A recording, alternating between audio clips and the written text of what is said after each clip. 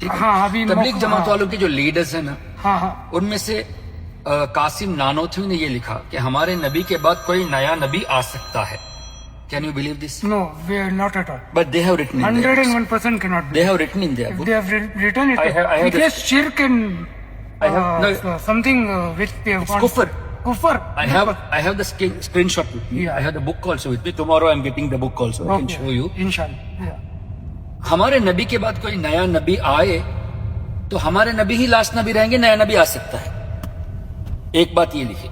دوسری بات قاسم نانوتھی نے یہ لکھی کہ نبی امتی سے اگر ممتاز ہوتے ہیں، سپیریئر ہوتے تو صرف علم میں سپیریئر ہوتے ہیں، اونلی ان نالج. عمل میں کبھی کبھی امتی نبی کے برابر ہوتا ہے، کبھی کبھی نبی سے بڑھ جاتا ہے. Can you accept this? No, not it's all published. we cannot accept. Rashid Ahmad Gangohi نے یہ لکھا کہ اللہ جھوٹ بول سکتا ہے، رب کو نہیں چھوڑے. رشید احمد گنگوئی نے لیڈر آف تبلیغ جماعت. اور رشید احمد گنگوئی نے یہ بھی لکھا ہے کہ غوث اعظم کی نیاز کرنا یہ حرام ہے، امام حسین کی نیاز کرنا حرام ہے، لیکن ہولی اور دیوالی کا کھانا کھانا جائز ہے، اسی کتاب میں. اچھا، اسی طرح خلیل احمد امبیٹوی نے لکھا کہ اگر آپ نبی کو اپنا بڑا بھائی کہہ کے نہیں پکارتے تو آپ قرآن کے خلاف جاتے ہو اور حدیث کے بھی خلاف جاتے ہو. جو نبی کو اپنا بھائی کہہ کے پکارے وہی قرآن اور حدیث پہ عمل کرنے والا ہے. Can you accept this? No. اچھا، اس نے یہ بھی لکھا کہ نبی کریم صلی اللہ علیہ وسلم کے علم سے زیادہ شیطان اور ملک الموت کا علم ہے. نبی کا علم آپ قرآن سے ثابت کرنے جاؤ گے تو آپ مشرک ہو جاؤ گے، کافر ہو جاؤ گے. لیکن شیطان کا علم قرآن سے ثابت ہے، نبی کا علم ثابت نہیں ہے. اب نبی کا علم ثابت کرو گے تو آپ خود کافر ہو جاؤ گے.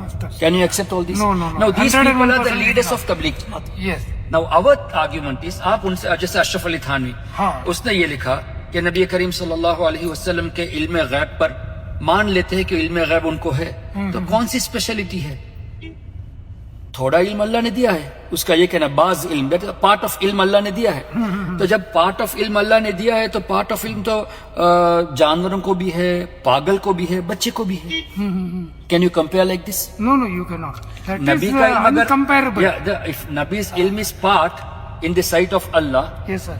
then part ilm is given to a child as well. Yes. It has been given to an animal, an insane person as well. کیا ایسے کمپیریزن کر سکتے ہیں؟ نہیں، بالکل. تو ہمارا یہی آرگیومنٹ ہے کہ تبلیغ جماعت والے اگر ان لیڈروں کو چھوڑ دیتے ہیں تو ہمیں ان کے پیچھے نماز پڑھنے میں کوئی پرابلم نہیں، ہم بھی ان کا ساتھ دیں گے. اب کرتے کیا ہے کہ یہ کہتے کہ بھائی ہم یونائٹ ہونا چاہتے ہیں، لیکن کتابیں انہی کی پڑھتے ہیں جس میں یہ بکواس لکھی ہوئی. اچھا، اب یہ کہیں گے کہ بھائی ہم اشرف علی تھانوی کی کتابیں نہیں پڑھتے یا رشید احمد گنگوئی کی نہیں پڑھتے، یہ بھی جھوٹ ہے، اس لیے کہ قرآن کا ترجمہ ان کے پاس اشرف علی تھانوی کا ہے.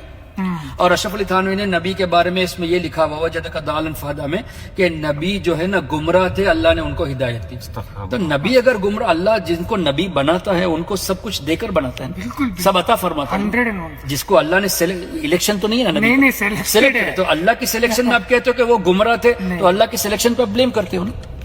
اچھا، اب مولوی الیاس کے بارے میں یہ کہیں گے کہ وہ بھائی ہم جو ان لوگوں کو چھوڑ دو، ہمارے لیڈر مولوی الیاس ہے، وہی تبلیغ جماعت کے بانی ہیں. تو مولوی الیاس نے یہ کہا کہ تبلیغ جماعت کا کام شروع میں نے کیا ہے، طریقہ میرا ہوگا لیکن تعلیم ہوگی اشرف علی تھانوی کی. تو اندر سے ان کا یہ بلیف ہے نا، لیکن عوام کے سامنے ارے ہم تو متحد ہونا چاہتے ہیں، ہم جھگڑے میں نہیں پڑتے تو ان اکابرین کی کتابوں کو بند کرو جنہوں نے ایسی گستاخیاں لکھی. اچھا، مولوی الیاس جو تبلیغ جماعت کا فاؤنڈر ہے، اس نے اس کی ملفوظات that is his statements are recorded by Manzoor Nomani اور سمون. اس میں ملفوظات الیاس میں ایک اسٹیٹمنٹ لکھا ہے کہ مولوی الیاس نے کہا کہ آج کل مجھے نیند میں انسپریشن زیادہ آتے ہیں، الہام زیادہ آتے ہیں، اس لیے مریدوں سے کہا کہ آپ کوشش یہ کرو کہ مجھے نیند زیادہ آئے. پھر یہ بھی کہا کہ خشکی کا زمانہ آ گیا، ڈراٹ آ گیا تو میری نیند میں کمی ہو گئی، تو میں نے ڈاکٹر سے اور حکیم سے مشورہ، یہ سب لکھا ہوا ہے، میں نے ڈاکٹر سے اور حکیم سے مشورہ لے کے سر پہ مالش کی، تو مالش کرنے کے بعد میری نیند میں برکت ہو گئی، نیند زیادہ ہونے لگی. اب اس نیند میں مجھے قرآن کریم کی آیت کنتم خیر امہ ہے نا، you are the best among the nations, اس آیت کی تفسیر یہ بتائے گئی کہ الیاس تم اس قوم کے لیے ایک نبی کے جیسے بھیجے گئے ہو. اب جو تبلیغ والے اپنے لیڈر کو نبی جیسا کہے، اور الیاس کی ماں نے یہ کہا اور دوسروں نے بھی کہا کہ مولوی الیاس اتنا نیک آدمی کہ یہ صحابہ میں رہنے کے قابل تھا، اس کو صحابہ کی جماعت سے الگ کر کے بعد میں کام کرنے کے لیے بھیجا گیا. اب یہ تبلیغ والے ان کو اتنا پریس کرتے ہیں, ان کو نبی کی حیثیت دیتے ہیں.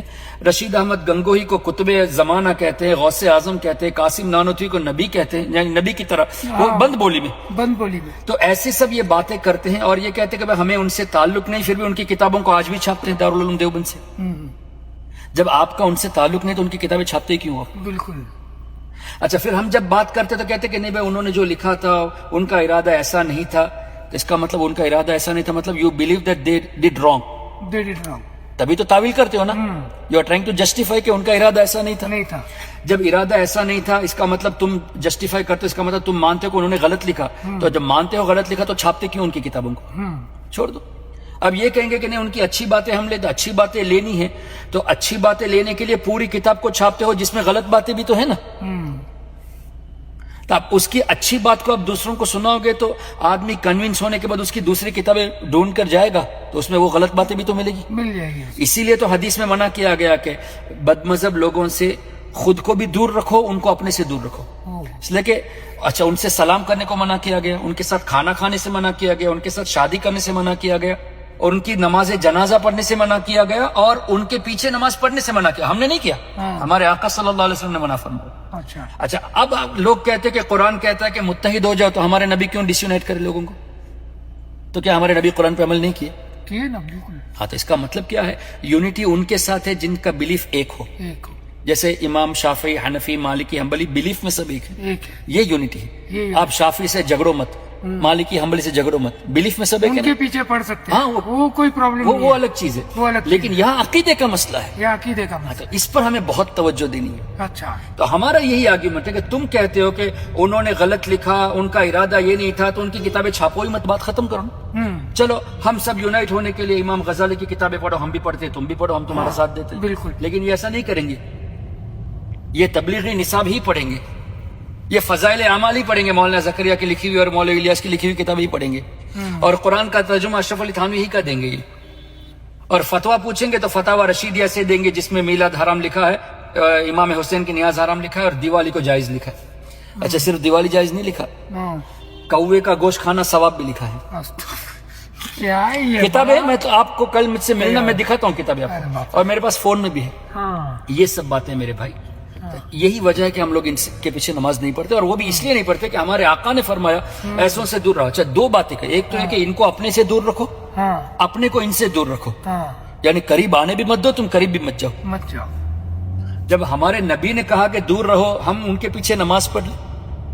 اچھا, پھر دوسری بات یہ ہے کہ ہم سنی مسلمان ان کے پیچھے نماز کیوں نہیں پڑھتے کہ جیسے نبی کی تعظیم کرنی چاہیے ویسے وہ نہیں کرتے. یہی وجہ ہے نا, ان کی کتابوں میں ہمارے آقا کے بارے میں لکھا ہے نا کہ نبی تو خالی علم میں ممتاز ہوتے ہیں, عمل میں تو امتی بڑھ سکتا ہے نبی سے. نبی کا علم جو ہے نا پاگل جیسا, بچوں جیسا ہے. نبی کے علم کو ثابت کرو گے تو کافر ہو جائے گا. شیطان کا علم زیادہ, تو نبی کی جیسی تعظیم کرنی چاہیے ویسے نہیں کرتے نا.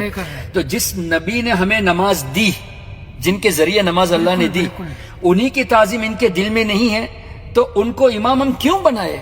اگر آپ کو کوئی سنی امام نہ ملے, آپ اس وجہ سے نماز اکیلے پڑھیں گے, ان کے پیچھے نہیں پڑھیں گے, تو جماعت کا 27 ثواب ہے نا, اللہ چاہے گا تو انشاءاللہ 27 لاکھ درجہ ثواب دے گا. کیوں کہ جس نبی کے صدقے میں نماز ملی, اسی نبی کی تعظیم کے لیے آپ ان کے پیچھے نماز نہیں پڑھتے. تو آپ اکیلے پڑھو, آپ کو ثواب زیادہ ملے گا.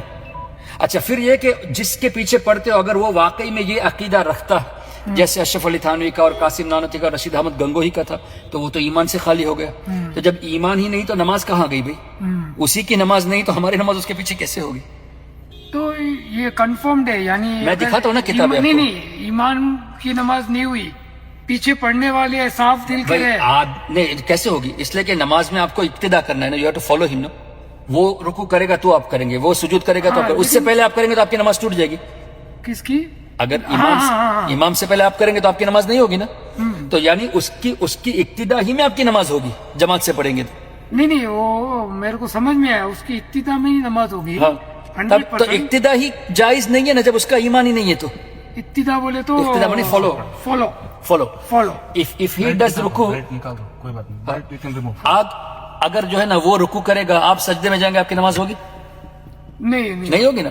تو جیسے وہ کرتا ہے ویسے آپ کو کرنا پڑے گا نا, ہاں وہ رکو تبھی میں نماز ہوگی. رکو میں اب اس کے دل میں نبی کی تعظیم ہی نہیں, اس کے بلیف ایسے ہے جو ان کے لیڈرز کے بلیف تھے, یعنی کفریہ بلیف ہے, تو اس کا تو ایمان ہی نہیں نا, اگرچہ داڑھی ہو اگرچہ ٹوپی ہو, نہیں, اس سے تو ایمان ثابت نہیں ہے نا. کر تو جب ایمان ہی نہیں ہے, then how can we accept him as our leader? That is also in prayer. نماز کا آپ کو امام کیسے بنا سکتے؟ اگر آپ اس کو امام مانے, اس کا مطلب آپ اس کو لائق کے امام سمجھتے ہو.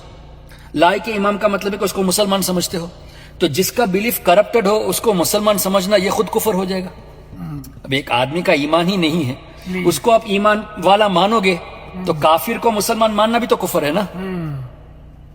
جس طرح مسلمان کو کافر کہنا کفر ہے, اس طرح کافر کو مسلمان کہنا بھی کفر ہے. تو جس کے بلیف ایسے جو انہی کو فالو, آپ ان سے کسی بھی تبلیغ جماعت والوں سے جا کے پوچھ لیجیے کہ بھائی مولانا اشرف علی تھانوی کے بارے میں کیا خیال ہے, ارے وہ تو بہت بڑے بزرگ تھے رحمت اللہ علیہ کہے گا. رشید احمد کا ارے بہت بڑے, قاسم احمد ارے بہت بڑے غوث اعظم تھے, یہ سب باتیں کریں گے. تو اس کا مطلب یہ ہے کہ یہ ان کو بزرگ مانتے ہیں, تو ایسے لوگوں کو بزرگ ماننے والے کے پیچھے نماز کا تو سوال ہی نہیں ہے. ہاں کچھ لوگ انجانے میں ان کو مانتے ہیں.